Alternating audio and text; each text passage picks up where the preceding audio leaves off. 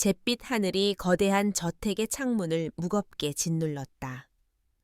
강지은이 세상을 떠난 지 정확히 2주가 흐른 오후였다. 방 안의 공기는 그녀가 마지막으로 내쉬었을 숨결처럼 고요했고, 모든 사물은 주인의 부재를 증명하듯 제자리에 멈춰 있었다. 박서윤 회장은 며느리의 침대 가장자리에 꼿꼿이 앉아 있었다. 그녀의 등은 70평생 단 한 번도 굽어본 적 없는 사람처럼 꼿꼿했지만 그 속은 이미 썩어 문드러지고 있었다. 복도 저편에서 아들들의 목소리가 날카롭게 방 문틈을 파고들었다. 어머니, 제발 정신 좀 차리세요. 대체 왜 경찰을 부르신 겁니까? 이건 우리 집안 문제입니다. 세상에 알려져서 좋을 게 하나도 없어요. 둘째 이민준의 목소리는 분노와 당혹감으로 가득 차 있었지만 그 이면에는 상황을 통제하려는 냉철한 계산이 깔려 있었다. 그 옆에서는 첫째 이진우의 흐느낌이 들려왔다. 아내를 잃은 남편의 비통함이라기엔 어딘가 공허하고 연극적인 울음소리였다. 서유는 그 모든 소음을 배경음악처럼 흘려보냈다. 그녀의 온 신경은 무릎 위에 놓인 손때 묻은 낡은 목자의 오르골에 집중되어 있었다. 지은이 이 집에 처음 시집 오던 날 그녀가 직접 선물한 것이었다. 딸처럼 여기겠다던 그 약속의 증표. 하지만 지금 그 증표는 끔찍한 진실을 품은 판도라의 상자가 되어 그녀의 손안에서 차갑게 식어가고 있었다. 그녀는 오르골의 태엽을 감지 않았다. 그 안에서 흘러나올 멜로디가 지금의 지옥 같은 현실과 뒤섞이는 것을 견딜 수 없을 것 같았다. 잠시 후 정중하지만 단호한 노크 소리와 함께 방문이 열렸다. 중년의 형사가 들어섰다. 김진철 팀장이라고 자신을 소개한 그의 눈에는 재벌가의 히스테리를 대하는 듯한 피로와 냉소가 옅게 서려 있었다. 박서윤 회장님, 신고를 받고 왔습니다. 따님 되시는 분의 방을 정리하시다가 이상한 점을 발견하셨다고 들었습니다. 그의 목소리는 최대한의 예의를 갖추고 있었지만 이상한 점이라는 단어에는 큰 의미를 두지 않으려는 기색이 역력했다. 서유는 천천히 고개를 들어 그를 마주 보았다. 슬픔에 잠긴 늙은 어머니의 얼굴이 아니었다. 거대한 기업을 맨손으로 일군 총수의 날카로운 안광이 형형하게 빛나고 있었다. 내 며느리 강지은입니다. 이 방의 주인이자 내 딸이었던 아이죠. 그녀의 목소리는 낮고 차분했지만 그 안에 담긴 무게감은 김 팀장을 압도했다. 그는 자기도 모르게 자세를 바로잡았다. 서유는 자리에서 일어나지 않은 채 방 안을 천천히 둘러보았다. 모든 것이 지은의 성격처럼 단정하고 깔끔했다. 책상 위에는 일다만책이 엎어져 있었고 화장대에는 그녀가 쓰던 향수병이 놓여 있었다. 마치 잠시 외출이라도 한 사람의 방처럼. 하지만 공기 중에는 죽음의 냄새가. 은은한 라일락 향기 아래 교묘하게 숨어 있었다. 의사는 내 며느리가 급성 심근경색으로 사망했다고 했습니다. 평소 심장이 조금 약하긴 했지만 이렇게 갑자기 갈 아이는 아니었어요. 하지만 난 믿었습니다. 슬픔을 억누르고 의사의 소견을 이 집안의 평화를 위해 받아들이려 했습니다. 그녀는 말을 잠시 멈추고 김 팀장의 눈을 똑바로 응시했다. 오늘 오후 이 아이의 물건들을 정리하기 전까지는 말입니다. 서윤의 시선이 다시 무릎 위에 오르골로 향했다. 김 팀장은 그 낡은 물건을 유심히 살펴보았다. 평범한 나무 상자. 그 이상도 이하도 아니었다. 오르골입니다. 서윤이 입을 열었다. 지은이가 유독 아끼던 물건이었죠. 힘들 때마다 이 오르골을 열어 음악을 듣곤 했습니다. 아이를 떠나보내기 전. 마지막으로 그 아이가 좋아하던 멜로디라도 듣고 싶어서 태엽을 감으려다 손이 미끄러졌습니다. 그녀는 오르골을 바닥에 떨어뜨렸던 순간을 회상했다. 둔탁한 소리와 함께 상자가 바닥에 나뒹굴었고 그 충격으로 상자 밑바닥에 얇은 나무판 하나가 살짝 들떴다. 처음에는 부서진 줄로만 알았다. 하지만 자세히 들여다본 순간 그것이 정교하게 만들어진 이중 바닥이라는 것을 깨달았다. 심장이 철렁 내려앉는 기분이었다.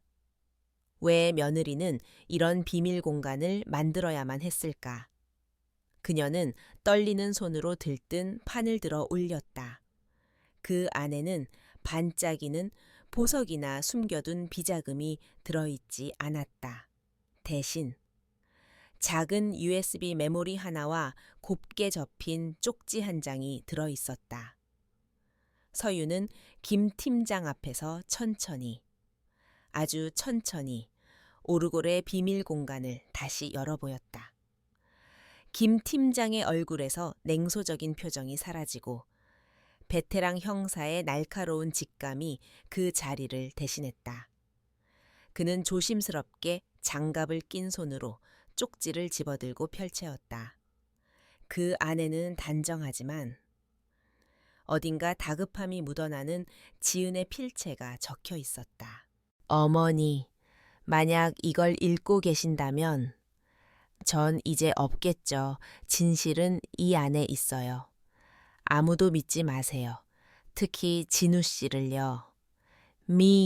Nếu mi đang đọc những dòng này thì có lẽ con không còn nữa rồi. Sự thật nằm trong đây. Đừng tin bất cứ ai. đặc biệt là Jinwoo. 짧은 문장이었지만 그 안에 담긴 의미는 천둥처럼 서윤의 머릿속을 내리쳤다. 아무도 믿지 마라. 특히 진우 씨를, 자신의 남편을, 내 아들을. 김 팀장의 표정이 완전히 굳어졌다. 이것은 더 이상 재벌가의 단순한 비극이 아니었다. 명백한 범죄의 냄새가 났다. 그는 조용히 허리에 찬 무정이를 들어 지원을 요청했다. 과학수사팀과 정보분석팀을 현장으로 보내라는 지시가 떨어졌다. 방 밖에서는 갑작스러운 상황 변화에 민준이 더욱 거세게 항의하는 소리가 들렸고 진우의 울음소리는 공포에 질린 비명처럼 변해 있었다. 서윤은 그 모든 혼란 속에서 꼿꼿이 앉아 있었다. 2주 동안 그녀를 짓누르던 슬픔은 차가운 분노와 섬뜩한 결의로 변모하고 있었다. 그녀는 사랑하는 며느리를 잃었다. 그리고 이제 그녀는 자신의 손으로 아들들을 심판대 위에 세워야 할지도 모른다는 끔찍한 예감에 휩싸였다. 그녀가 평생을 바쳐 이룩한 이 거대한 성은 이제 화려한 무덤이 아니라 진실을 밝히기 위한 전쟁터가 될 터였다. 김 팀장은 증거품이 된 오르골과 USB, 그리고 쪽지를 조심스럽게 수집했다. 그는 서윤에게 몇 가지 초기 질문을 던졌지만 그녀는 기계적으로 대답할 뿐이었다. 그녀의 정신은 이미 다른 곳에 가 있었다. 그녀는 지은과의 마지막 대화를 떠올렸다. 죽기 사흘 전. 지은은 그녀의 서재를 찾아왔었다. 어머니, 드릴 말씀이 있어요. 라고 운을 뗐지만 마침 걸려온 해외 지사장의 중요한 전화를 받느라 나중에 다시 얘기하자꾸나 라고 말하며 돌려보냈던 자신의 모습을, 그때 지은의 얼굴에 스쳤던 실망과 두려움의 그림자를 왜 그녀는 무심코 지나쳤을까? 만약 그때 전화를 받지 않고 아이의 이야기를 들어주었더라면 이 모든 비극을 막을 수 있었을까? 후회와 자책이 칼날이 되어 심장을 후벼 팠지만 지금은 슬퍼할 시간이 아니었다. 지은은 죽음으로 마지막 메시지를 남겼다. 진실을 밝혀달라는 유언을. 서유는 그 유언을 지켜야만 했다. 설령 그 진실의 끝에 자신의 피를 나눈 아들들이 있다 하더라도. 경찰들이 분주하게 움직이기 시작하며 방 안의 고요함은 깨졌다. 카메라 플래시가 터지고 폴리스 라인이 설치되었다. 한때 지은의 행복한 보금자리였던 공간은 이제 차가운 범죄 현장으로 변해가고 있었다. 서유는 창밖을 보았다. 잿빛 하늘 아래 자신의 아들들이 경찰의 제지를 받으며 초조하게 서성이고 있었다.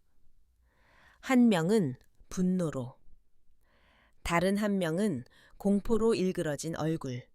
그녀는 조용히 눈을 감았다. 폭풍이 몰려오고 있었다. 그리고 그녀는 그 폭풍의 한가운데에 서 있었다. 경찰서의 취조실은 차가운 형광등 불빛과 소독약 냄새로 가득했다. 박서윤은 맞은편 특수 유리 너머로 변호사를 대동한 채 다리를 꼬고 앉아있는 둘째 아들 이민준을 보고 있었다.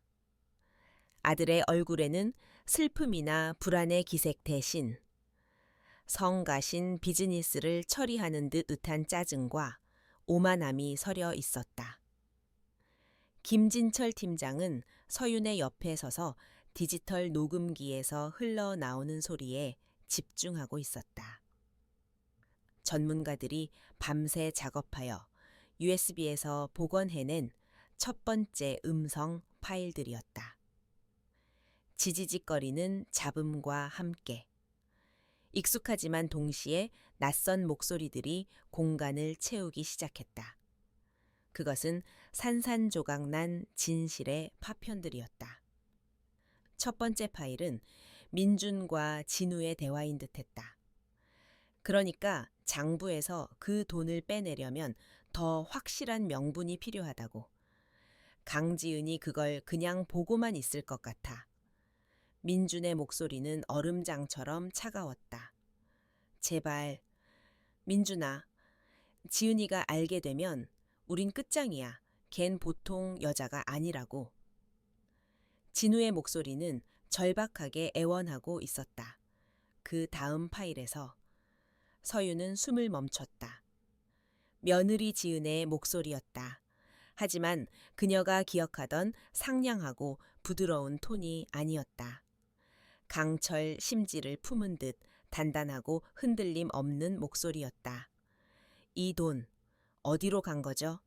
회계 자료랑 실제 입금액이랑 차이가 너무 커요. 서방님, 정확하게 설명해 주셔야겠습니다. 마지막에 서방님이라는 호칭이 비수처럼 서윤의 심장에 박혔다. 예의 바르고 정중한 단어였지만 그 안에는 서늘한 경고와 추궁의 의지가 담겨 있었다. 서윤은 눈을 감았다. 조각난 소리들이 그녀의 기억과 뒤섞이며 끔찍한 그림을 그려내기 시작했다. 그녀가 알던 며느리는 어디에 있는가? 늘 온화하게 웃으며 자신에게 약과 차를 챙겨주던 아이. 회사의 복잡한 일에는 관심 없는 척하며 정원의 꽃 가꾸기를 더 좋아하던 아이. 그 모든 것이 연기였단 말인가? 아니, 어쩌면 그건 역시 진실의 한 조각이었을 것이다. 다만 그녀는 그 아이의 다른 모습, 진실을 파헤치기 위해 외로운 싸움을 벌이던 전사의 모습을 보지 못했을 뿐이다. 서윤의 머릿속으로 지난 몇 달간의 기억들이 폭풍처럼 휘몰아쳤다. 지은이 눈에 띄게 수척해지기 시작한 것이 언제부터였더라.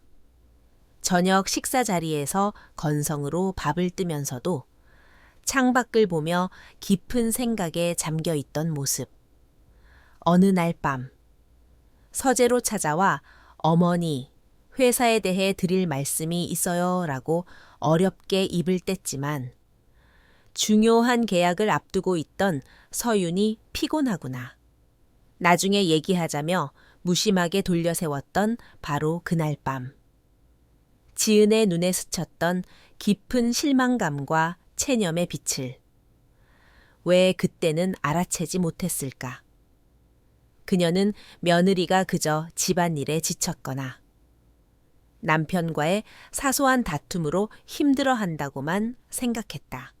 거대한 악의 구렁텅이가 바로 자기 발밑에서 입을 벌리고 있는 줄은 꿈에도 몰랐다. 며느리는 신호를 보내고 있었다. 절박하게 도움을 요청하고 있었다. 하지만 그녀는 이 집안의 절대군주인 박서윤은 그 모든 신호를 자신의 오만과 무관심으로 짓밟아 버렸다. 이제 와서야 깨닫는다. 지은이 싸우고 있던 것은 외부의 적이 아니었다. 바로 이 집안의 심장부에서 자라난 암적인 존재. 자신의 아들들이었다. 유리창 너머의 민주는 김 팀장의 질문에 막힘없이 대답하고 있었다. 재수 씨는 섬세한 사람이었습니다. 아마 회사 일에 대해 오해를 하고 혼자 스트레스를 많이 받았던 것 같습니다. 형님은 아시다시피 마음이 약해서 아내의 그런 불안감을 잘 보듬어주지 못했고요. 비극입니다. 그의 목소리에는 일말의 감정도 실려 있지 않았다. 마치 남의 집 이야기를 하듯 완벽하게 통제된 톤이었다. 그는 모든 것을 지은의 오해와 진우의 나약함 탓으로 돌리며 교묘하게 빠져나가고 있었다. 옆 취조실에서는 진우의 조사가 이루어지고 있었다. 그는 민준과 정반대였다. 그는 연신 눈물을 흘리며 제대로 말을 잇지 못했다. 저는 아무것도 모릅니다. 정말입니다. 지은이가 왜, 제 아내가 왜 죽어야 했는지. 저는 그것 말고는 아무 생각도 할 수가 없습니다. 그의 슬픔은 너무나 과장되어 오히려 거짓으로 보였다. 그는 진실을 말하는 것이 아니라 자신이 연기해야 할 비탄에 빠진 남편 역할에만 충실하고 있었다. 지은의 쪽지에 적혀 있던 마지막 문장이 서윤의 뇌리를 다시 한번 핥히었다. 특히 진우 씨를요. 이제야 그 의미가 선명해졌다. 진우는 아내의 죽음에 직접 가담하지는 않았을지 모른다. 하지만 그는 방관했다. 진실을 알고 있었음에도 불구하고 자신의 안위를 위해 아내를 위험 속에 방치했다. 그의 눈물은 아내를 잃은 슬픔이 아니라 모든 것이 발각될지도 모른다는 공포에서 비롯된 것이었다. 그 비겁함이 어쩌면 민준의 악랄함보다 더 용서할 수 없는 죄악일지도 모른다. 조사는 몇 시간 동안 이어졌지만 별다른 소득은 없었다.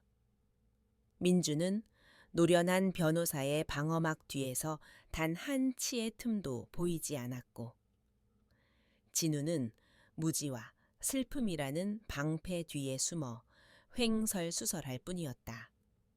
막내딸 수지는 극도의 불안 증세를 보여 조사가 잠시 중단된 상태였다. 김 팀장은 지친 얼굴로 서윤에게 다가와 말했다. USB에 담긴 자료가 더 복원되어야 확실한 증거를 잡을 수 있을 것 같습니다. 회장님, 음성 파일만으로는 정황 증거 이상이 되기 어렵습니다. 아드님들은 완강히 부인하고 있고요. 서유는 말없이 고개를 끄덕였다. 그녀는 처음부터 경찰의 수사만으로는 이 벽을 뚫을 수 없으리라 예상했다. 민주는 자신이 만든 법의 성체 안에서 조롱하듯 버티고 있을 터였다. 경찰서를 나서는 서윤의 발걸음은 무거웠지만 그녀의 눈빛은 그 어느 때보다 차갑고 단단해져 있었다. 차에 오르자마자 그녀는 비서실장에게 전화를 걸었다. 김 실장, 내가 전에 말했던 팀. 지금 당장 가동하게. 이민준, 이진우, 이수진. 내 자식들 포함해서 최근 1년간 그들과 접촉한 모든 인물, 모든 계좌, 모든 통화 내역을 샅샅이 뒤져 먼지 한 톨까지 전부 다. 그리고 강지은의 개인 병원 진료 기록, 처방 전 내역도 다시 확인해봐. 공식적인 기록 말고 비공식적인 루트까지 전부 동원해서. 전화기 너머로 비서실장의 긴장한 목소리가 들려왔다. 서유는 전화를 끊고 차창 밖으로 스쳐 지나가는 도시의 풍경을 바라보았다. 한때 그녀가 정복하고 건설했던 이 도시는 이제 거대한 체스판이 되었다. 한쪽에는 자신의 아들들이, 다른 한쪽에는 죽은 며느리의 원혼과 자신이 서 있었다. 조각난 소리들은 이제 시작일 뿐이었다.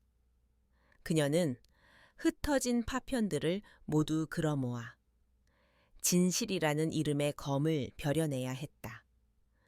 그 검이 자신의 심장을 꿰뚫는 한이 있더라도. 차가 KS그룹 본사 빌딩 앞을 지날 때 서유는 운전기사에게 차를 세우라고 명령했다. 그녀는 자신이 평생을 바쳐 쌓아 올린 거대한 유리와 강철의 제국을 올려다보았다. 저 안에서 며느리는 홀로 괴물들과 싸우다 죽어갔다. 이제는 그녀가 싸울 차례였다. 어머니로서의 역할은 끝났다. 지금부터 그녀는 심판자였다. 며칠이 흘렀다.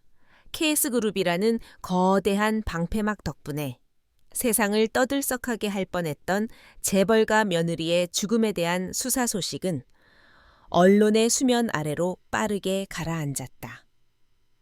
이민준의 법무팀과 홍보팀이 완벽하게 쳐놓은 침묵의 벽이었다. 김진철 팀장은 자신의 사무실 화이트보드에 붙은 관계도를 노려보았다. 박서윤 회장, 강지은, 이민준, 이진우, 이수진. 화살표들은 복잡하게 얽혀 있었지만 그 어떤 것도 명확한 길을 가리키지 못했다. 수사는 교착 상태에 빠져 있었다.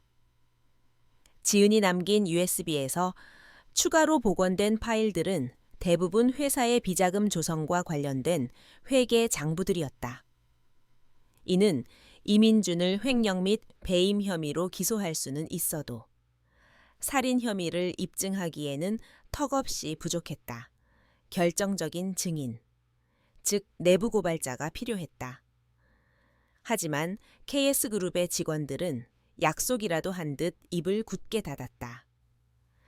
핵심 재무팀 직원 몇몇은 갑자기 장기 병가를 내고 자취를 감추었고 경찰의 소환에 응한 이들은 하나같이 기계처럼 모른다, 기억나지 않는다는 말만 되풀이했다. 그들의 눈동자 속에는 진실을 숨기는 자의 불안감이 아니라 더 큰 힘에 대한 명백한 공포가 자리 잡고 있었다. 강지은의 시신에 대한 재부검 요청도 지지부진했다. 국립과학수사연구원은 1차 부검 소견을 뒤집을 만한 명확한 근거가 부족하다며 난색을 표했다. 아직 특수 약물 검사 결과가 나오지 않았지만 김 팀장은 그 역시 큰 기대를 하지 않았다. 이민주는 법이라는 시스템을 누구보다 잘 아는 자였고 흔적을 남길 만큼 어리석지 않았다. 모든 것이 거대한 침묵의 벽에 부딪혀 메아리 없이 쓰러지고 있었다. 하지만 박서윤은 경찰이 부딪힌 그 벽을 다른 쪽에서 허물기 시작했다. 그녀의 서재는 이제 전쟁 상황실과 다를 바 없었다. 밤늦은 시각 전직 국정원 출신 보안 전문가이자 그녀가 고용한 비밀 조사팀의 수장인 초의 실장이 서윤의 앞에 서서 보고를 시작했다. 그는 화려한 언변 대신 건조한 사실과 데이터로만 이야기하는 사람이었다. 서재의 대형 스크린에 복잡한 자금 흐름도가 띄워졌다. 회장님 지시대로 이민준 전무의 자금 흐름을 역추적했습니다. 보고서대로 지난 2년간 최소 도소 100억 원의 자금이 유령 회사를 거쳐 K맨 제도의 한 계좌로 흘러들어갔습니다. 계좌의 명의는 이 전무의 비서인 박상진의 처남 이름으로 되어 있습니다. 최 실장의 레이저 포인터가 화면의 한 지점을 가리켰다. 서윤은 아무 말 없이 화면을 응시했다. 500억, 그녀가 평생을 바쳐 이룬 제국에서 자신의 아들이 빼돌린 돈의 액수였다. 분노보다 먼저 찾아온 것은 지독한 허탈감이었다. 다음 화면으로 넘어갔다. 이번에는 마카오의 한 호텔 카지노 VIP룸을 찍은 흐릿한 CCTV 사진 몇 장이 나타났다. 사진 속에는 칩을 쌓아놓고 초조한 얼굴로 카드를 들여다보는 첫째 아들 이진우가 있었다. 이진우 사장 건입니다. 알려진 바와 달리 지난 1년간 7차례 마카오를 드나들며 거액의 도박을 했습니다. 현재 파악된 도박 빚만 약 80억 원에 달합니다. 채권자는 마카오 현지 조직으로 이 조직과 연계된 국내 사채 업체가 KS건설의 한 하청업체와 수십억 원대의 컨설팅 계약을 맺은 사실을 확인했습니다. 자금의 출처는 이민준 전무가 관리하던 비자금으로 보입니다. 서윤은 마른 침을 삼켰다. 모든 조각이 들어맞기 시작했다. 민주는 형의 약점을 완벽하게 틀어쥐고 있었다. 도박 빚이라는 족쇄를 채워 진우를 자신의 범죄에 끌어들인 것이다. 진우는 공범이거나 혹은 그저 겁에 질린 꼭두각시에 불과했다. 어느 쪽이든 그는 아내를 지키지 못했다. 아니, 지키지 않았다. 최 실장의 보고는 계속되었다. 막내딸 수진과 그 남편인 서서방의 작은 사업체에 KS그룹의 일감이 부당하게 몰아진 정황. 그 대가로 서서방이 민준의 지시에 따라 일부 자금을 세탁해준 흔적까지. 자식들 모두가 거미줄처럼 얽혀 있었다. 그 거미줄의 중심에 둘째 아들 민준이 독거미처럼 앉아 있었다. 서윤은 눈을 감았다. 그녀는 자식들을 강하게 키운다고 생각했다. 서로 경쟁하게 만들고 성과로 증명하게 했다. 그것이 이 험한 세상에서 살아남는 법이라 믿었다. 하지만 결과적으로 그녀는 괴물을 키웠고 약자를 방치했으며 양심을 가진 자를 겁쟁이로 만들었다. 강지은. 그 아이만이 이 썩어빠진 왕국에서 유일하게 오염되지 않은 존재였다. 그래서 죽어야만 했던 것이다. 그날 오후 서유는 막내딸 수진의 집을 예고 없이 찾아갔다. 수진은 창백한 얼굴로 어머니를 맞았다. 어머니, 여긴 어쩐 일로? 그녀의 목소리는 미세하게 떨리고 있었다. 서유는 딸을 소파에 앉히고 조용히 입을 열었다. 수진아, 내게 아무것도 강요하지 않겠다. 하지만 이것만은 알아야 한다. 내 올케는 사고로 죽은 게 아니야. 그리고 이 어미는 진실을 밝히기 전까지 절대 멈추지 않을 거다. 수진의 눈동자가 공포로 크게 흔들렸다. 그녀는 입술을 달싹였지만 아무 말도 하지 못했다. 그때 남편인 서서방이 방에서 나오며 어색한 미소로 끼어들었다. 아이고, 장모님, 오셨습니까? 이 사람이 요즘 몸이 안 좋아서요. 의사가 절대 안정을 취하라고 해서. 그는 마치 감시자처럼 수진의 어깨를 감싸 안았다. 그 역시 공포에 질려 있었다. 서유는 더 이상 묻지 않고 자리에서 일어났다. 이곳 역시 침묵의 벽으로 둘러싸여 있었다. 공포로 지어진 벽. 그 벽을 깨뜨릴 수 있는 것은 더 강력한 진실, 혹은 더 큰 위협뿐이었다. 집으로 돌아온 서유는 초회 실장에게 전화를 걸었다. 이진우 사장의 채권자 정보를 전부 내게 넘기게. 내가 직접 만나야겠어. 그녀는 이제 방어만 하지 않을 생각이었다. 민준이 쳐놓은 성벽을 정면으로 부술 수 없다면 그 성벽을 지탱하는 기둥들을 하나씩 무너뜨려야 했다. 그 첫 번째 기둥은 바로 첫째 아들, 이진우의 나약함과 비밀이었다. 서유는 서재의 창가에 서서 어둠이 내린 정원을 내려다보았다. 한때 지은이 정성껏 가꾸던 장미들이 시들어가고 있었다. 이 거대한 저택 전체가 서서히 죽어가고 있었다. 하지만 그녀는 슬퍼하지 않았다. 그녀의 심장은 차갑게 얼어붙어 있었다. 모든 것을 파괴해서라도. 그녀는 이 집을 짓누르는 거짓의 지붕을 걷어내고야 말리라. 이진우는 강지은의 흔적이 고스란히 남겨진 침실에서 홀로 위스키를 마시고 있었다. 방 안의 모든 것이 아내를 떠올리게 했다. 화장대 위에 놓인 빛, 옷장에 걸린 그녀의 원피스, 침대 옆 협탁에 쌓인 책들, 살아생전 그녀의 채취가 배어있는 이 공간은 이제 그에게 거대한 감옥이자 고해성 사실이 되었다. 슬픔은 이미 증발한 지 오래였다.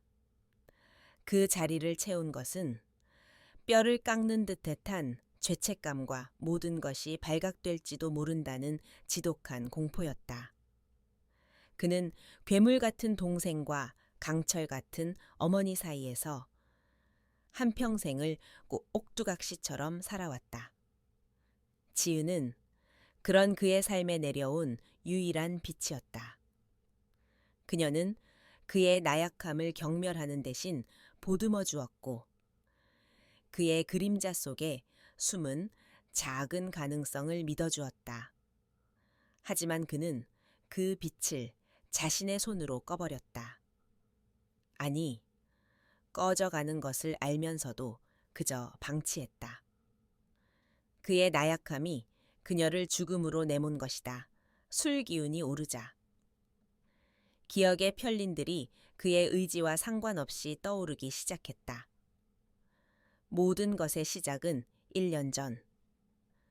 마카오의 그 빌어먹을 카지노에서였다. 사업상의 스트레스와 동생에 대한 열등감을 해소하기 위해 시작한 도박은 순식간에 그를 집어삼켰고 눈덩이처럼 불어난 빚은 그의 목을 조여왔다. 그때 구원자인 척 나타난 것이 바로 동생 이민준이었다. 민준은 서류 몇 장을 그의 앞에 던지며 차갑게 말했다. 형은 그냥 여기에 서명만 해. 나머지는 내가 다 알아서 처리할 테니까. 형의 그 더러운 빚 내가 깨끗하게 해결해 주지. 그 서류들은 KS 그룹의 자금을 빼돌리기 위한 유령 회사의 설립 서류들이었다. 진우는 망설였다. 하지만 사채업자들의 협박과 감당할 수 없는 빚의 무게 앞에서 그의 양심은 너무나도 가벼웠다. 그는 결국 펜을 들었다. 그것은 악마에게 영혼을 파는 계약이었다. 그 후로 그는 민준의 완벽한 꼭두각시가 되었다. 민준이 시키는 대로 서류에 도장을 찍었고 그의 범죄를 묵인했으며 심지어 일부를 돕기도 했다. 지은이 회사의 재무제표에 의문을 품기 시작한 것은 그때부터였다. 처음에는 사소한 질문들이었다. 진우 씨, 이번 분기 자금 집행 내역이 조금 이상한데 확인해 봤어요. 그는 아내의 날카로움을 애써 무시하며 둘러댔다. 당신은 몰라도 돼. 회사 일은 내가 알아서 해. 하지만 지은은 포기하지 않았다. 그녀는 밤늦게까지 서재에서 회계 자료를 파고들었고 남몰래 관련자들을 만나 정보를 수집하기 시작했다. 진우는 아내의 그런 모습이 두려웠다. 그녀가 진실에 가까워질수록 민준의 서늘한 눈빛이 자신을 향할 것임을 직감했기 때문이다. 어느 날 밤, 그는 마침내 폭발했다. 그는 지은의 서재로 쳐들어가 그녀가 모아둔 자료들을 빼앗으려 했다. 제발, 지은아 멈춰. 너 지금 얼마나 위험한 짓을 하고 있는지 알아. 저 녀석은 괴물이야. 우리가 감당할 수 있는 상대가 아니라고. 이러다 우리 둘 다 죽을 수도 있어. 그의 목소리는 애원과 공포로 뒤범벅되어 있었다. 하지만 지은은 물러서지 않았다. 그녀는 남편의 눈을 똑바로 바라보며 말했다. 그래서요. 그래서 이 모든 불의를 그냥 눈 감아주자고요. 당신이 망가지는 걸. 이 집안이 썩어 들어가는 걸 그냥 보고만 있으라고요. 난 못해요. 당신을 위해서라도, 어머님을 위해서라도 난 끝까지 갈 거예요. 그 순간. 진우는 깨달았다. 그는 아내를 사랑했지만 그녀의 강인함을 감당할 수 없었다. 그는 그녀를 지키고 싶었지만 그보다 더 간절히 자기 자신을 지키고 싶었다. 그날 이후 그는 아내를 피했다. 그녀의 눈을 마주할 자신이 없었다. 그녀가 USB에 모든 것을 담아 비밀 장소에 숨기는 것을 우연히 알게 되었을 때도 그는 아무것도 하지 않았다. 민준에게 알리지도, 그녀를 돕지도 않았다. 그저 모든 것이 잠잠해지기만을, 이 폭풍이 자신을 비껴가기만을 기도하며 비겁하게 숨어 있었다. 특히 진우 씨를요. 그녀가 남긴 마지막 말은 칼날이 되어 그의 심장을 후벼 팠다. 그녀는 모든 것을 알고 있었다. 자신의 남편이 사랑이라는 이름 뒤에 숨어 얼마나 이기적이고 나약한 선택을 했는지를. 그의 고통스러운 회상은 어머니 박서윤의 호출로 중단되었다. 서윤은 저택의 서재에서 그를 기다리고 있었다. 그녀는 아무 말 없이 테이블 위에 사진 몇 장을 내려놓았다. 마카오 카지노에서 찍힌 그의 모습이었다. 진우의 얼굴이 하얗게 질렸다. 어머니, 이건... 그는 변명을 하려 했지만 서윤의 차가운 시선 앞에서 아무 말도 할 수 없었다. 그녀의 목소리는 분노나 실망이 아니었다. 모든 것을 꿰뚫어 보는 듯한 섬뜩한 평온함이 담겨 있었다. 내 도박빚 민준이가 해결해 주었더구나. 그 대가로 넌 내 영혼을 팔았고 내 아내를 팔았다. 서윤의 목소리는 비난이 아니었다. 그저 사실을 확인하는 듯한 건은조한 어조였다. 그 순간 진우의 내면을 지탱하던 마지막 벽이 무너져 내렸다. 그는 바닥에 무릎을 꿇고 아이처럼 오열하기 시작했다. 어머니, 제가 잘못했어요. 하지만 제가 죽인 게 아니에요. 전 그냥 너무 무서웠어요. 민준이가 지은이를 해칠까봐 너무 무서웠단 말입니다. 그는 자신의 죄를 고백한 것이 아니었다. 마지막까지 그는 자신의 공포 뒤에 숨어 동정을 구걸하고 있었다. 서유는 무너져 내린 아들을 그저 차갑게 내려다보았다.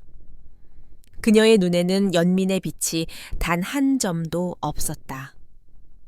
그녀는 침묵의 벽을 허물 첫 번째 균열을 확인했을 뿐이었다. 이 나약함이야말로 그녀가 앞으로 휘두를 가장 날카로운 무기가 될 터였다. 아들의 울음소리가 텅 빈 서재를 가득 메웠지만 그 무엇도 그녀의 얼어붙은 마음에 닿지 못했다.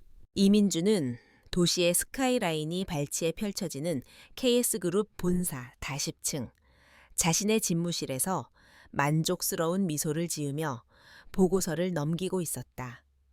경찰 수사가 교착 상태에 빠졌다는 내용이었다. 증인들은 입을 다물었고 결정적인 물증은 나오지 않았다.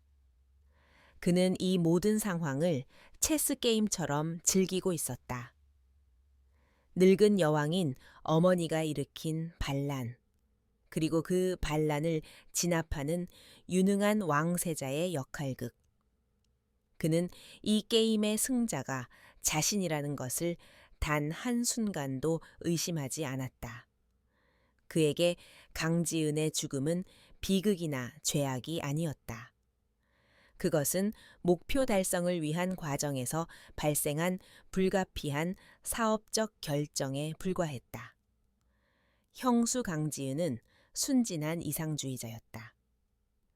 그녀는 깨끗한 경영, 윤리적 리더십 같은 낡고 비효율적인 가치를 신봉했다.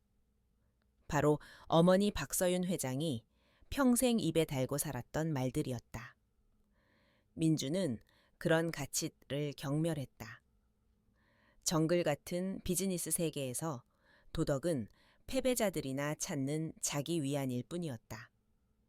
생존과 승리를 위해서는 때로 손을 더럽혀야 했고 거침없이 장애물을 제거해야 했다. 강지은은 그가 새로 구축하려는 효율적이고 강력한 제국에 어울리지 않는 반드시 제거해야 할 장애물이었다. 어머니는 늙었다. 그녀의 시대는 끝났다. 이제 이 거대한 왕좌는 더 강하고 더 냉철하며 더 현실적인 자신에게 넘어와야 마땅했다. 하지만 그의 완벽한 계획에 미세한 균열을 예고하는 소식이 전해졌다. 김진철 팀장이 이끄는 수사팀이 강지은의 혈액 샘플에서 희귀한 심장 독소 성분을 검출해냈다는 첩보였다. 급성 심근경색과 거의 동일한 증상을 유발하지만 일반적인 부검에서는 거의 발견되지 않는 물질이었다. 그리고 그 약물을 불법적으로 유통한 약사를 찾아냈고 그의 입에서 자신의 비서인 박상진의 이름이 나왔다는 것이었다. 민주는 잠시 미간을 찌푸렸지만 이내 평정을 되찾았다. 예상 범위 안에 있는 돌발 변수였다. 그는 이미 이 모든 상황에 대한 대비책을 마련해 두었다. 그는 박 비서를 자신의 집무실로 호출했다. 박 비서는 창백한 얼굴로 들어와 고개를 숙였다. 전무님, 제가 모든 것을 안고 가겠습니다. 그의 목소리는 두려움으로 떨리고 있었지만 충성심은 확고했다. 민주는 그의 어깨를 두드리며 부드러운 목소리로 말했다. 박 비서, 걱정 말게. 자네의 가족은 내가 끝까지 책임질 테니 자네의 희생은 절대 헛되지 않을 거야. 이건 우리 모두의 미래를 위한 일이야. 그의 목소리는 따뜻했지만 눈은 차갑게 빛나고 있었다. 그는 체스판에서 가장 중요한 말을 지키기 위해 기꺼이 폰 하나를 희생시키는 플레이어였다.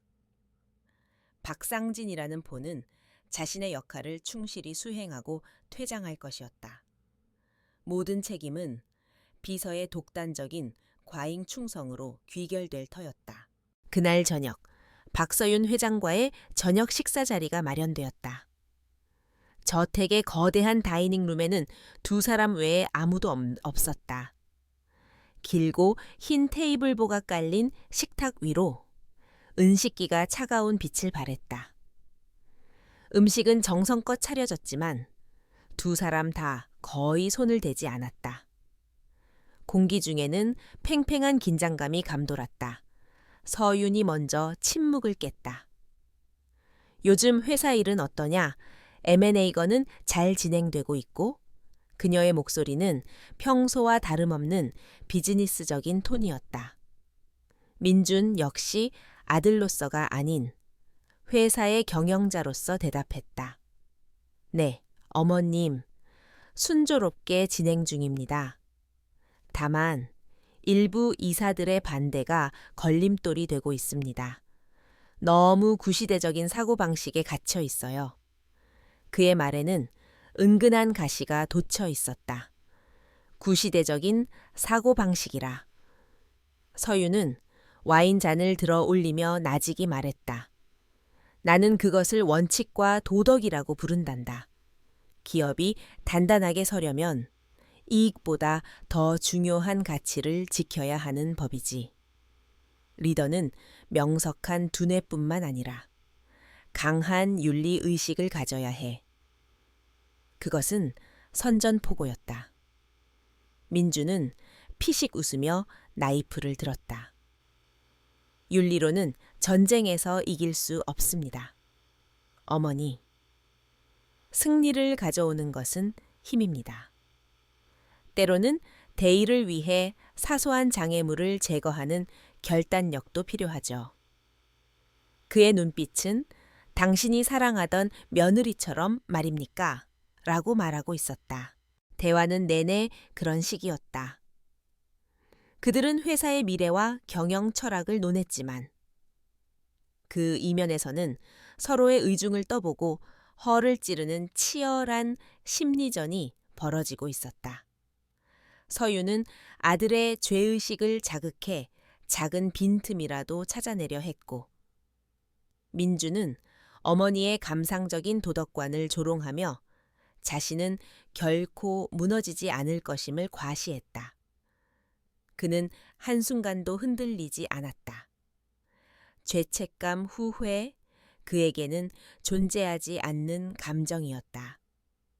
오히려 그는 자신을 만들어낸 창조주와 대등한 위치에서 벌이는 이 지적인 결투를 즐기고 있었다. 식사가 끝나고 민주는 자리에서 일어났다. 걱정 마십시오, 어머니. 회사는 제가 굳건히 지키겠습니다. 어떠한 위협으로부터도요. 그는 위협이라는 단어에 힘을 주어 말했다. 그것은 어머니의 경고에 대한 그의 대답이었다. 저택을 나서는 그의 발걸음은 자신감으로 가득 차 있었다. 그는 생각했다. 늙은 여왕은 감정에 휘둘려 칼날이 무뎌졌군. 이 왕좌가 내 차지가 될 날도 머지 않았어. 그는 어머니가 자신을 잡기 위해 내놓을 다음 카드가 무엇일지 예상하며 그것을 어떻게 역이용할지 머릿속으로 계산하기 시작했다. 그는 어머니의 결의를 과소평가하고 있었다. 그 오만함이 훗날 자신의 발목을 잡을 가장 큰 덫이 될 것이라는 사실을 그때의 이민주는 알지 못했다. 이수지는 자신이 만든 화려한 새장 속에서 서서히 질식해가고 있었다. 거실 창으로 쏟아져 들어오는 햇살은 따스했지만 그녀의 등줄기에서는 식은땀이 흘렀다. 전화벨이 울릴 때마다 심장이 철렁 내려앉았고 현관문이 열리는 소리에도 소스라치게 놀랐다. 오빠 이민준의 감시가 온 집안을 뒤덮고 있는 듯한 편집증적 공포. 그녀는 거실에서 장난감을 가지고 노는 어린아들을 보았다. 아이의 천진한 웃음소리가 들릴수록 자신이 지키려는 이 평화가 얼마나 위태로운 모래성인지를 깨닫고 고통스러워졌다. 남편 서태환 역시 마찬가지였다. 그는 초조하게 휴대전화만 만지작거리며 민준에게서 다음 지시가 내려오기만을 기다리는 꼭두각시처럼 보였다. 민준은 그들에게 부와 안정을 선물한 것이 아니었다. 그는 달콤한 독이 든 사과를 건넸고 그들은 이제 그 독에 중독되어 그의 의지 없이는 살아갈 수 없는 노예가 되어버렸다. 이 모든 굴레는 민준이 그들의 작은 사업체를 키워주겠다며 접근했을 때부터 시작되었다. 그는 KS그룹의 일감을 몰아주며 남편을 성공한 사업가로 만들어주었다. 하지만 그 과정에서 교묘하게 횡령과 탈세의 덫을 놓았다. 그들이 눈치챘을 때는 이미 늦어 있었다. 민주는 모든 증거 서류를 손에 쥔 채 그들 부부에게 서늘하게 경고했다. 너희는 이제 나와 한 배를 탔어. 딴 생각하면 다 같이 가라앉는 거야. 그 말은 그들의 목에 채워진 보이지 않는 족쇄였다. 가족을 지켜야 한다는 명분 아래 그녀는 진실 앞에서 기꺼이 장님이 되기로 선택했다. 그날 오후 어머니 박서윤이 예고 없이 그녀의 집을 다시 찾아왔다. 며칠 전과는 다른 모습이었다. 회사의 총수로서의 위엄이나 신문관 같은 날카로움은 찾아볼 수 없었다. 그녀는 그저 자식을 잃은 슬픔에 잠긴 늙은 어머니의 얼굴을 하고 있었다. 서유는 딸을 데리고 지은이 살아생전 가꾸었던 작은 온실로 향했다. 그곳은 지은의 손길이 닿은 꽃들이 여전히 아름답게 피어 있었다. 서유는 수진의 손을 잡고 조용히 입을 열었다. 그녀는 민준에 대해, 수사에 대해 단 한마디도 묻지 않았다. 대신 지은에 대한 이야기를 꺼냈다. 내 올케가 이 흰 장미를 참 좋아했지. 자기 성격처럼 깨끗하고 단아하다면서. 이 꽃들을 가꿀 때면 늘 행복해 보였는데 서윤의 목소리가 희미하게 떨렸다. 그렇게 예쁜 아이였는데 그 아이가 마지막으로 본 세상이 얼마나 차갑고 무서웠을까. 이 어미는 그 생각만 하면 지금도 심장이 찢어지는 것 같구나. 서유는 눈물을 흘리지 않았다. 하지만 그녀의 목소리에 담긴 깊은 슬픔은 그 어떤 눈물보다도 수진의 마음을 아프게 파고들었다. 어머니의 진심 어린 고통 앞에서 그녀가 쌓아 올렸던 공포와 자기 합리화의 벽이 서서히 허물어지기 시작했다. 그녀는 늘 강하기만 했던 어머니의 약한 모습을 처음으로 보고 있었다. 수지는 결국 흐느끼기 시작했다. 그녀의 울음속에는 죽은 올케에 대한 미안함, 오빠에 대한 공포, 그리고 아무것도 할 수 없는 자신에 대한 혐오가 뒤섞여 있었다. 그녀는 차마 오빠의 이름을 입에 올릴 용기가 없었다. 그것은 자신과 남편, 그리고 아이의 인생을 파멸시키는 직접적인 스위치를 누르는 행위였다. 하지만 이대로 침묵한다면 평생 죄책감의 지옥 속에서 살아가야 할 터였다. 그녀는 흐느낌 사이로 마치 혼잣말처럼 기억의 파편을 흘렸다. 그것은 그녀가 할 수 있는 최선의 그리고 최악의 고백이었다. 그날 언니가 죽던 날 오후 말이에요. 온 집안이 너무 조용해서 이상했어요. 다들 어디 갔는지. 그런데 그날따라 민준 오빠 비서인 박상진 씨가 왜 저희 집 부엌에서 그렇게 오래 있었는지 모르겠어요. 지은 언니가 늘 마시던 허브차 주전자를 계속 만지작거리면서 서 있더라고요. 그냥 그 모습이 이상하게 기억에 남아서요. 별건 아니겠죠. 그녀는 말을 마치자마자 황급히 덧붙였다. 정말 별거 아닐 거예요. 엄마, 제가 요즘 너무 예민해서 헛것이 보이나 봐요. 그녀는 필사적으로 자신의 말을 부정했지만 이미 늦었다. 그 말은 어둠 속을 헤매던 서윤에게 한 줄기 빛과 같은 단서가 되었다. 비서 박상진, 그리고 허브차 주전자. 흩어져 있던 퍼즐 조각들이 하나의 그림으로 맞춰지는 순간이었다. 서윤은 더 이상 아무것도 묻지 않았다. 그녀는 그저 우는 딸의 등을 조용히 다독여줄 뿐이었다. 하지만 그녀의 머릿속은 그 어느 때보다 빠르고 냉철하게 움직이고 있었다. 잠시 후 그녀는 자리에서 일어났다. 수지는 겁에 질린 눈으로 어머니를 올려다보았다. 자신이 무슨 짓을 했는지 깨달은 사람의 얼굴이었다. 서유는 아무 말 없이 딸의 집을 나섰다. 차에 오르자마자 그녀는 최 실장에게 전화를 걸었다. 그녀의 목소리는 얼음처럼 차가웠다. 최 실장, 이민준 전무의 비서 박상진, 강지은이 사망한 당일 저택 내에서의 행적을 분 단위로 다시 파. 특히 부엌 쪽 CCTV, 영상이 지워졌다면 복원할 수 있는 건 전부 복원해. 당장. 전화를 끄는 서유는 굳게 입을 다물었다. 딸은 간접적인 고백으로 자신의 마지막 양심을 지키려 했다. 이제 그 고백을 완전한 진실로 만드는 것은 그녀의 몫이었다. 사냥의 목표가 명확해졌다. 이제 남은 것은 그 목표물의 숨통을 끊을 결정적인 증거를 찾아내는 것뿐이었다. 박서윤의 서재에는 무거운 침묵이 흘렀다.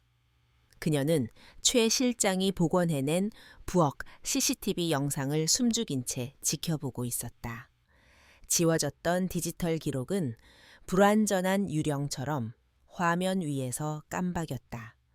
영상은 흑백이었고 화질은 거칠었지만 그 안에 담긴 진실의 무게는 선명했다. 같은 시각.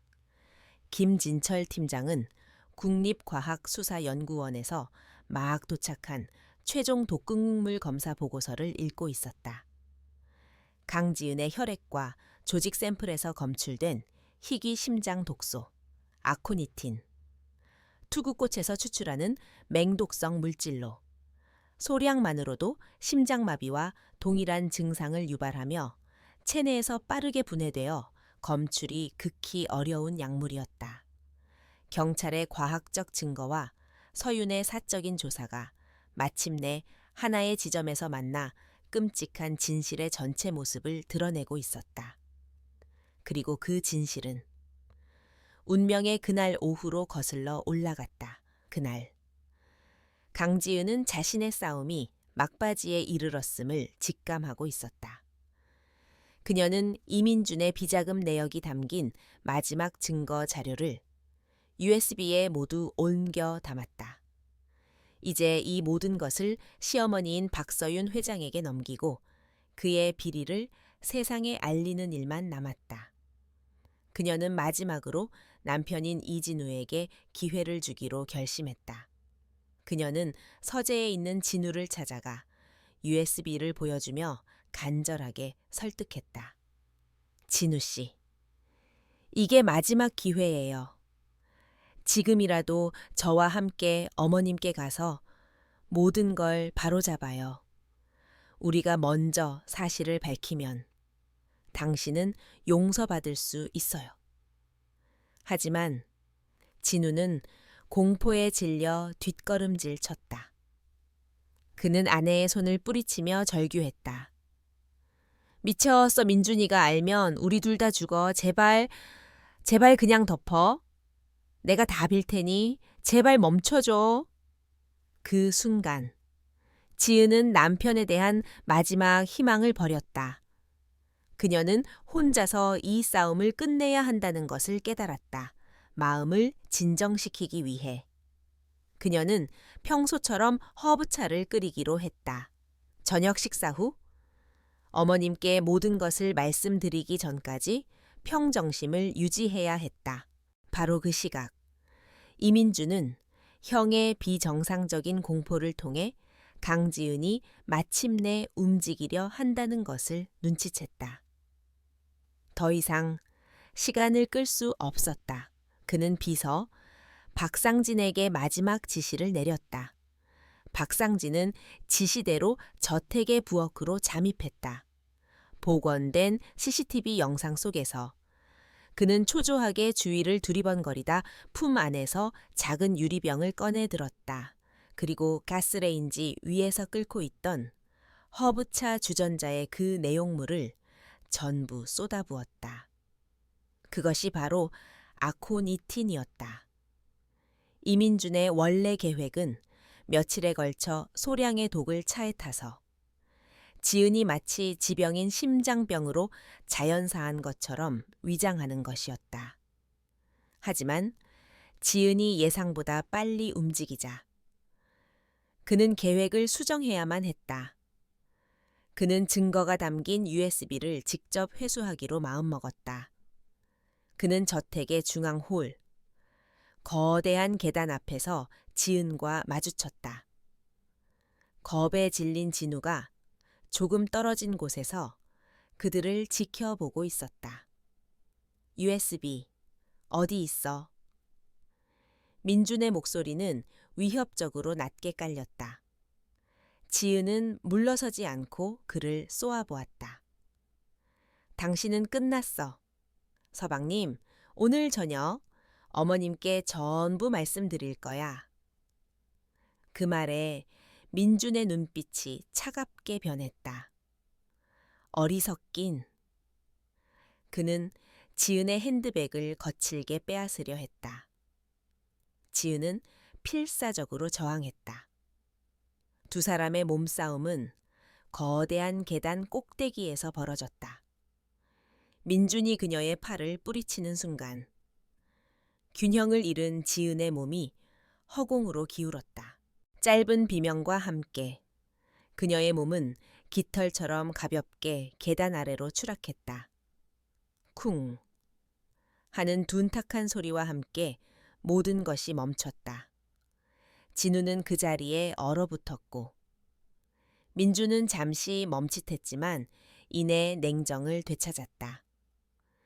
그는 계단 아래로 내려가 지은의 코에 손가락을 대보았다. 미동도 없었다. 그는 살인을 계획하지 않았다. 그저 위협해서 증거를 빼앗으려 했을 뿐이다. 하지만 결과는 달라지지 않았다. 그는 즉시 상황을 통제하기 시작했다. 그는 공포에 질려 떠는 형에게 다가가 뺨을 후려쳤다. 정신 차려. 형, 이건 사고였어. 그냥 발을 헛디딘 거라고. 알겠어? 그는 계단 근처에 놓여 있던 작은 장식품을 그녀의 발치로 옮겨 놓아 마치 그것에 걸려 넘어진 것처럼 현장을 조작했다. 그는 진우를 협박해 자신의 완벽한 공범으로 만들었다. 신고를 받고 도착한 구급대원과 의사는 추락에 의한 두부 손상과 과다출혈을 직접적인 사인으로 판단했다. 하지만 나중에 부검 과정에서 그녀의 몸에 남아있던 독극물 성분이 검출되자 사건은 복잡해졌다. 외부의 압력을 받은 부검의는 사인을 추락사가 아닌 독극물로 인한 급성 심근경색으로 결론 내렸다. 추락은 심장마비 이후에 일어난 2차 사고라는 것이었다. 이민준에게는 더할 나위 없이 좋은 시나리오였다. 그것은 그의 폭력의 흔적을 지워주고 모든 것을 자연사 혹은 계획된 독살로 보이게 만들었기 때문이다. 서재에서 영상을 모두 본 박서윤은 말없이 눈을 감았다. 김 팀장은 자신의 책상 위에 놓인 보고서를 보며 입술을 깨물었다. 모든 진실이 밝혀졌다. 그것은 치밀하게 계획된 암살이 아니었다. 탐욕과 비겁함이 뒤엉켜 벌어진 추악하고 비참한 폭력의 결과물이었다. 한 명의 아들은 폭력을 휘둘렀고 다른 한 명의 아들은 그것을 침묵으로 동조했다. 사랑하는 며느리의 마지막 순간이 얼마나 공포스럽고 외로웠을지 생각하자 서윤의 심장은 산산조각 나는 듯했다. 하지만 그녀의 얼굴에는 슬픔 대신 차가운 분노와 강철 같은 결의만이 남았다. 조사의 시간은 끝났다. 이제 심판의 시간이었다. 그날 저녁, 박서윤 회장의 저택 다이닝룸에는 무겁고 차가운 공기가 감돌았다. 한때 가족의 웃음소리가 가득했던 이 공간은 이제 최후의 심판을 위한 법정이 되어 있었다. 테이블 위에는 최고급 요리들이 정갈하게 차려졌지만 누구 하나 손을 대지 않아 서서히 온기를 일허가고 있었다. 박서윤은 테이블 상석에 굳건히 앉아 있었다. 그녀는 침묵을 지키고 있었지만 그 존재감만으로도 공간 전체를 압도했다. 맞은편에 앉은 이민주는 지루하다는 듯 냅킨을 만지작거렸고 그 옆에 이진우는 핏기 없는 얼굴로 고개를 숙인 채 떨고 있었다. 막내딸 이수진과 그녀의 남편은 마치 보호를 구하듯 서로에게 바짝 붙어 앉아 있었다. 서윤은 먼저 잔을 들어 올렸다. 하지만 와인을 마시는 대신 아들들을 차례로 둘러보며 나직이 입을 열었다. 그녀의 목소리는 놀랍도록 차분했다. 너희가 어렸을 때 나는 너희에게 늘 최고가 되라고 가르쳤다. 경쟁에서 이기고 누구에게도 지지 말라고. 그래야 이 험한 세상에서 살아남을 수 있다고 믿었기 때문이다. 나는 너희에게 강해지는 법은 가르쳤지만 올바르게 사는 법은 가르치지 못했다. 이 모든 비극은 어쩌면 이 늙은 어미의 잘못된 교육에서부터 시작된 것인지도 모르겠구나. 그녀의 말은 자책처럼 들렸지만 그 안에는 아들들의 죄를 추궁하기 위한 서늘한 예고가 담겨 있었다. 서윤은 시선을 첫째 아들 이진우에게 고정했다. 진우야, 내 마카오 도박 빚이 80억이라고 하더구나. 내 동생이 그 돈을 대신 갚아주면서 넌 영혼과 아내를 모두 팔아넘겼지. 진우의 어깨가 경련을 일으키듯 크게 움츠러들었다. 민준이 경고의 눈빛으로 형을 쏘아 보았지만 이미 늦었다. 다음으로 서윤의 시선은 딸에게 향했다. 수진아, 네가 말해주었지. 그날 박 비서가 부엌에서 내 올케가 마실 허브차 주전자를 오랫동안 만지작거렸다고. 내 작은 용기가 진실의 문을 여는 열쇠가 되었단다. 수지는 울음을 터뜨리며 남편의 품에 얼굴을 묻었다. 이제 서유는 마지막으로 민준을 마주 보았다.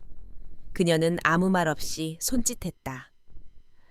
다이닝룸 한쪽 구석에 서 있던 최 실장이 조용히 리모컨을 누르자 벽에 걸린 대형 스크린이 켜졌다. 화면에 나타난 것은 흑백의 부엌 CCTV 영상이었다. 비서 박상진이 주위를 살피며 주전자에 하얀 가루를 쏟아붓는 장면이 소리 없이 재생되었다. 방 안에는 수진의 가쁜 숨소리 외에 아무 소리도 들리지 않았다. 진우는 완전히 넋이 나갔고 민준의 얼굴에서 처음으로 여유가 사라졌다. 영상은 거기서 끝이 아니었다. 이어서 재생된 것은 음성 파일이었다. 지은이 죽기 직전 진우에게 애원하던 목소리, 그리고 그들을 협박하던 민준의 목소리가 다이닝룸 전체에 울려 퍼재었다. 서유는 스크린을 끈 뒤 자리에서 천천히 일어섰다. 그녀는 이제 어머니가 아닌 냉혹한 검사였다. 영상은 여기까지다. 하지만 나는 그 이후의 일도 모두 알고 있지. 너, 민준아. 그녀는 민준을 향해 손가락을 겨누었다. 너는 계단에서 지은이와 몸싸움을 벌였다. 증거를 빼앗기 위해 아이를 위협하고 저항하자 거칠게 뿌리쳤지. 그리고 아이는 계단 아래로 떨어졌다. 내 곁에는 이 모든 것을 지켜보던 겁에 질린 형이 있었고 이건 사고가 아니야. 내 탐욕과 조급함이 부른 필연적인 살인이었다. 그 순간 팽팽하게 당겨져 있던 끈이 마침내 끊어졌다. 이진우가 의자에서 굴러떨어지듯 바닥에 주저앉으며 비명을 질렀다. 내가 아니야. 내가 죽인 게 아니라고 민준이가 시킨 거야. 난 그냥 무서워서 시키는 대로 할 수밖에 없었어. 어머니. 그의 비참한 절규는 자신의 죄를 고백하고 용서를 구하는 것이 아니라 마지막까지 책임을 회피하려는 비겁한 몸부림이었다.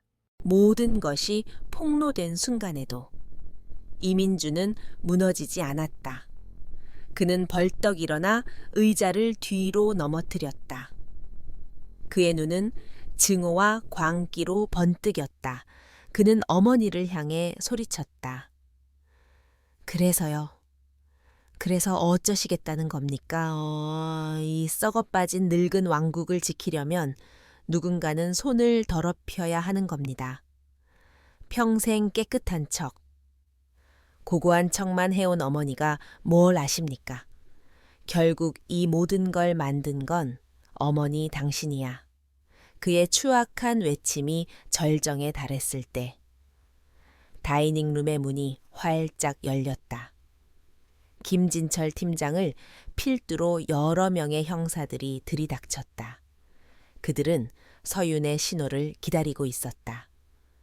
모든 자백과 발악이 터져 나온 바로 그 순간을 형사들이 민준과 진우에게 다가가 차가운 수갑을 채웠다. 민준은 마지막까지 발버둥 치며 어머니를 향해 저주를 퍼부었다. 후회하게 될 거야, 날 이렇게 만든 걸. 평생 후회하게 될 거라고. 진우는 아무런 저항도 하지 못한 채 어린아이처럼 울며 형사들에게 끌려 나갔다. 순식간에 모든 것이 정리되었다. 수진 부부는 공포에 질려 그 자리에 얼어붙어 있었다. 서유는 텅 비어버린 테이블 상석에 다시 천천히 앉았다. 그녀는 차갑게 식어버린 음식들을 말없이 내려다보았다. 마지막 만찬은 끝났다. 그녀는 진실이라는 이름의 전쟁에서 승리했다. 하지만 승리의 환호 대신 모든 것이 파괴된 폐허의 정적만이 그녀를 맞이하고 있었다. 다음 날 아침, 세상은 뒤집혔다. KS그룹의 후계자인 두 아들이 형수 살해 및 범죄 은닉 혐의로 체포되었다는 소식은 대한민국을 뒤흔든 태풍이 되었다. 박서윤의 저택 앞은 수백 명의 기자들로 장사진을 이루었고 쉴 새 없이 터지는 카메라 플래시가 밤새 창문을 어지럽혔다. 거실의 대형 TV 화면에서는 온종일 아들들의 얼굴과 며느리의 영정 사진이 번갈아 비치며 자극적인 헤드라인들이 춤을 추었다. 재벌가 왕자의 난, 추악한 진실 드러나, KS그룹 경영권 승계 다툼이 부른 참극, 그녀가 평생을 바쳐 쌓아 올린 제국의 명성은 하룻밤 사이에 진창으로 떨어졌다. 주식시장이 개장하자마자 KS그룹의 주가는 역사상 최대 낙폭을 기록하며 곤두박질쳤다. 시가총액 수십조가 공중으로 증발했고 투자자들의 아우성이 빗발쳤다. 그녀가 지휘하던 거대한 배가 좌초하고 있었다. 오후에 열린 긴급 이사회는 아수라장이었다. 평생 그녀에게 충성을 맹세하던 이사들은 패닉에 빠져 동요했고 기회를 엿보던 이들은 날카로운 발톱을 드러내기 시작했다. 모두가 그녀의 입을 주목했다. 슬픔에 잠긴 늙은 어머니가 무너져 내릴 것이라고. 그래서 회사의 운명도 끝났다고 예상하는 눈치였다. 하지만 서유는 모두의 예상을 깨고 강철 같은 모습으로 회의장에 들어섰다. 그녀의 목소리는 한치의 흔들림도 없었다. 지금부터 KS그룹은 비상경영 체제에 돌입합니다. 제 개인적인 비극으로 인해 회사가 흔들리는 일은 용납하지 않겠습니다. 모든 의사결정은 저를 중심으로 이루어질 것이며 이 위기를 수습하기 위한 모든 조치를 강구할 것입니다. 그녀의 눈빛에는 슬픔 대신 모든 것을 책임지려는 지도자의 냉철한 결의만이 존재했다. 그 압도적인 카리스마 앞에 회의장의 소라는 순식간에 잦아들었다. 회사를 지키는 전쟁을 치르는 와중에도 그녀는 가족이라는 이름의 폐허를 마주해야 했다.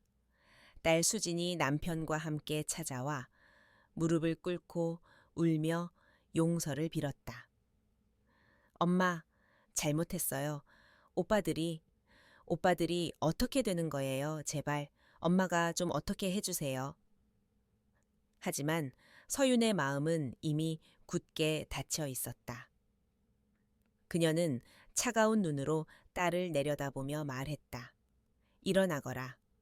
너희는 너희의 침묵과 방관에 대한 책임을 져야 한다. 법의 판단을 기다리거라. 그 말에 수지는 절망하며 주저앉았다. 모녀 사이의 마지막 유대감마저 끊어지는 순간이었다. 며칠 후 그녀는 구치소로 향했다. 먼저 만난 것은 첫째 아들 진우였다. 죄수복을 입은 진우는 완전히 망가져 있었다. 그는 유리창에 이마를 찌르며 서윤에게 잘못했다고, 한 번만 용서해 달라고 애원했다. 그의 눈물과 후회는 진심이었을지 모르나 너무 늦어버렸다. 서윤은 그저 그의 비참한 모습을 말없이 지켜볼 뿐이었다. 연민도 분노도 느껴지지 않았다. 그저 텅 빈 공허함만이 가슴을 채웠다. 다음으로 만난 것은 민준이었다. 진우와 달리 민준의 눈은 조금도 위축되지 않았다. 그는 여전히 오만했고 증오로 가득 차 있었다. 그는 비웃으며 말했다. 만족하십니까? 어머니, 당신의 그 위대한 도덕적 승리에 결국 당신 손으로 평생을 바친 이 제국을 잿더미로 만들었군요. 속이 시원하십니까? 서유는 대답하지 않았다. 그녀는 그저 자신이 만들어낸 괴물의 얼굴을 오랫동안 들여다보았다. 더 이상 할 말은 없었다. 그녀는 조용히 자리에서 일어나 면회실을 나섰다. 그것이 그녀와 아들들의 마지막 만남이었다. 밤이 되면 거대한 저택에 홀로 남은 서유는 지독한 고독과 싸워야 했다. 낮 동안의 강철 같던 모습은 사라지고 모든 것을 잃어버린 한 인간의 그림자만이 남았다. 그녀는 며느리 지은의 방으로 향했다. 그 방만이 이 거대한 폐허 속에서 유일하게 평온을 느낄 수 있는 곳이었다. 그녀는 지은의 침대에 걸터 앉아 텅 빈 공간을 향해 속삭였다. 지은아, 아가. 내가 옳은 일을 한 걸까? 내 원한은 풀어주었지만 나는 내 모든 것을 잃었구나. 내 자식들을 내 손으로 감옥에 보냈고 내 제국은 무너져 내리고 있다. 이게 네가 원했던 결과였을까? 대답 없는 질문은 공기 중에 흩어졌다. 그녀는 정의를 선택했고 그 대가는 상상 이상으로 참혹했다. 며칠 밤낮의 고뇌 끝에 그녀는 마지막 결심을 내렸다. 이 제국은 아들의 피와 며느리의 눈물로 더럽혀졌다. 더 이상 이것을 자신의 유산으로 남겨둘 수는 없었다. 그녀는 비서실장과 법무팀을 서재로 호출했다. 그녀의 목소리는 조용했지만 그 안에 담긴 의지는 바위처럼 단단했다. KS그룹의 모든 경영권을 전문 경영인에게 넘기는 절차를 준비하세요. 그리고 내가 가진 모든 지분과 사유재산을 사회에 환원할 방법을 찾아보도록 하게. 강지은의 이름으로. 진실을 위해 싸우다 희생된 사람들을 위한 재단을 만들 것이다. 그것은 속죄였다. 자신의 잘못된 욕망이 만들어낸 비극에 대한 한 인간으로서의 마지막 참회였다. 제국은 이제 재가 되어 사라질 터였다. 그리고 그녀는 그 잿더미 위에서 모든 것을 처음부터 다시 시작해야 했다. 그로부터 1년의 시간이 흘렀다. 대한민국을 뒤흔들었던 KS그룹 일가의 재판은 마침내 끝이 났다. 동생을 조종하고 형수를 죽음으로. 내몬 주범 이민주는 살인 및 수천억 원대 횡령 혐의로 무기징역을 선고받았다. 범행을 묵인하고 동조했던 형 이진우는 징역 10년을 선고받고 교도소에 수감되었다. 진실을 외면했던 동생 이수진은 집행유예를 선고받고 사회로부터 그리고 스스로에게서 영원히 지워지지 않을 주홍글씨를 새긴 채 살아가게 되었다.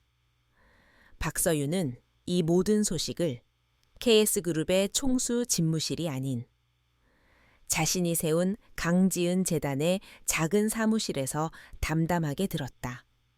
지난 1년간 그녀는 자신의 손으로 제국을 해체했다. KS그룹은 전문 경영인 체제로 전환되었고 그녀는 경영 일선에서 완전히 물러났다. 아들들의 흔적이 가득한 거대한 저택은 매각했고 평생을 바쳐 이룬 모든 부는 제단에 귀속시켰다. 사람들은 한때 철의 여왕이라 불렸던 그녀의 몰락을 이야기했지만 정작 그녀 자신은 단 한 번도 느껴보지 못했던 평온을 느끼고 있었다. 재단 설립을 알리는 기자회견 날. 그녀는 수척했지만 맑은 눈으로 카메라 앞에 섰다. 그녀는 변명하거나 동정을 구하지 않았다. 그저 있는 그대로의 진실을 말했다. 저는 오늘 한 사람의 어미로서 그리고 한 기업의 책임자로서 실패했음을 고백하고자 이 자리에 섰습니다. 저의 잘못된 욕망과 그릇된 가르침이 제 아이들을 괴물로 만들었고 죄 없는 한 아이를 죽음으로 내몰았습니다. KS그룹이라는 이름은 이제 영광이 아닌 부끄러움의 상징이 되었습니다. 장내는 물을 끼얹은 듯 조용해졌다. 그녀는 말을 이었다. 이에 저는 저의 모든 것을 내려놓고 제 며느리였던 고 강지은의 이름으로 새로운 유산을 남기고자 합니다. 강지은 재단은 제 며느리처럼 거대한 권력과 조직의 비리 속에서 진실을 위해 외롭게 싸우다 희생된 이들을 돕기 위해 존재할 것입니다. 더 이상 제2의 강지은이 나오지 않는 사회를 만드는 것. 그것이 제가 남은 생을 바쳐 해야 할 유일한 소임입니다. 이 그녀의 고백과 전 재산사회 환원 약속은 또 한 번 세상을 놀라게 했다. 그것은 대한민국 기업 역사상 유례없는 참회였다. 재단 일은 고되고 바빴다. 하지만 서유는 그 과정에서 진정한 의미의 구원을 얻고 있었다. 억울한 내부 고발자들을 돕고 가정폭력의 피해자들에게 쉼터를 제공하며 진실을 추적하는 작은 언론사들을 후원했다. 그녀는 더 이상 돈과 권력으로 세상을 움직이지 않았다. 대신 며느리가 남긴 진실의 힘으로 세상의 그늘진 곳을 비추기 시작했다. 그녀는 더 이상 아들들을 만나러 가지 않았다. 그들을 용서할 수도 용서받을 수도 없다는 것을 알았다. 그저 그들이 각자의 감옥 안에서 자신의 죄를 온전히 마주하기를 멀리서 기도할 뿐이었다. 수진과는 몇 번 마주쳤지만 둘 사이에는 건널 수 없는 강이 흐르고 있었다. 시간만이 그 상처를 희미하게 만들 수 있을 터였다. 어느 맑은 가을날 오후, 서유는 이제는 남의 집이 된 옛 저택을 마지막으로 찾았다.